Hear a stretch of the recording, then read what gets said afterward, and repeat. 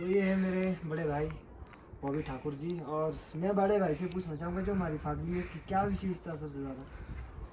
जो ये फागली है ना, पुरसेनी फागली, इसकी विशेषता ये है, जब यहाँ देवी देवता नहीं थे ना, जब यहाँ गणपति जगदम्ब वगैरह कोई नहीं थे, जब पुराने देवते थे, तो यहाँ सत्यनारायण जी का वास था। अच्छा। तो जब यहाँ पर ये जमलू और जगदम्ब आए ना, मलाना हम पास होके, तो ये यहाँ पहुँचे थे।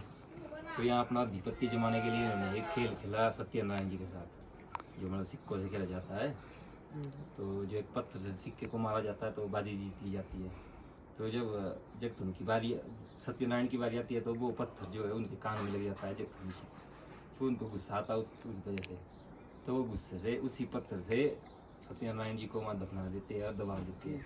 तो उन्होंने कहा कि मेरा अस्तित्व तो आपने ख़त्म कर दिया, लेकिन मतलब आपकी प्रजा वहाँ कैसे जानेगी कि मेरा भी क्या अगर था, कुछ बात था, निशान थे। अच्छा। तो मैं उनके लिए जो रखी है पूजा सत्यनारायण जी के लिए, कि आपकी याद में हम फागली मनाएंगे और आपकी पूजा के लिए हम ये उत्सव करेंगे फागली वाला। अच्छा। तो इस दिन अकबर की पूजा भी इसी बहाने की जाती है। तो ऐसा ही माना जाता है कि जब भगवान मतलब राजा देवराज इंद्र के पास से जब देवी देवता आते हैं ना, जो कुछ खेल खेल के, तो उसकी पूजा पाठ करके और उस टाइम भी वो अपनी कार्य विधि को पूरा करके अपने गांव में पहुंचते हैं। तो मतलब ये चीज़ें एक साथ में रखी गई है। अच्छा, जो एक होता ना कि बोलते कि अभी जो राक्षस और देवी देवताओं की लड़ाई होती है उसके बारे में कुछ? वो उससे ही पहले की बात है, जब यहाँ पे राक्षसों का वास था, जैसे गठियोड़ वाले गंगपुर हो गई, जो कई जगह के देवी देवता नहीं थे उस टाइम, कोई भी नहीं थे यहाँ पे सिर्फ राक्षसों का राज था। तो यहाँ पे जब जगदम्ब वगैरह आए, सभी देवी देवता आए, पहले इन्होंने एकजुट होकर राक्षसों को मारा, मणिकर्ण सपन जितने भी थे सब पे अपना आधिपत्य जमाया। फिर इनके बीच में खुद में युद्ध हुआ एक, कहते हैं कि उसमें शिला वाला च्यवन ऋषि और जगदम्ब के बीच में। बाकी देवी देवताओं ने अपना समर्थन खो दिया कि हम इसको ही मानते हैं जगदम्ब ऋषि को, लेकिन उनके साथ युद्ध में सिर्फ शिला के च्यवन ऋषि खड़े हुए कि मैं इनके साथ युद्ध करूंगा और हम दोनों में से जो युद्ध जीतेगा वो यहाँ का आधिपत्य हासिल करेगा, वो गणपति होगा।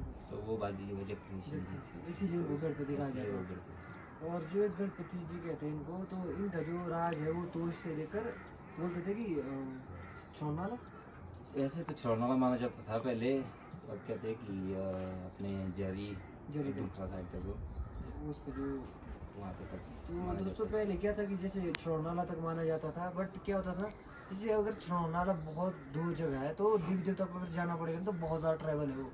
तो पहले के जो रास्ते थे वो बहुत ज़्यादा ख़राब थे, ऐसा नहीं था कि रोड थे या फैसिलिटीज़ थी, तो उसको जो घटाकर फिर वो डूमखरा तक कर दिया गया।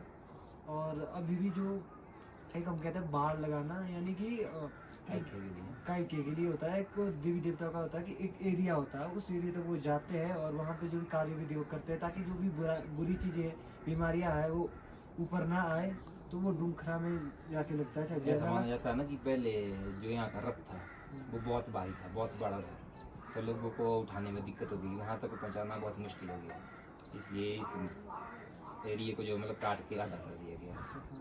जैसे कि आज की जनरेशन अगर कल दिन हमारे ना इस जहाँ तक आज पहुँचते हैं ना, वहाँ तक पहुँचाना ही मुश्किल हो जाएगा आज आगे वाली जनरेशन के लिए। तो हो सकता है ये गठिया तक भी संभव है।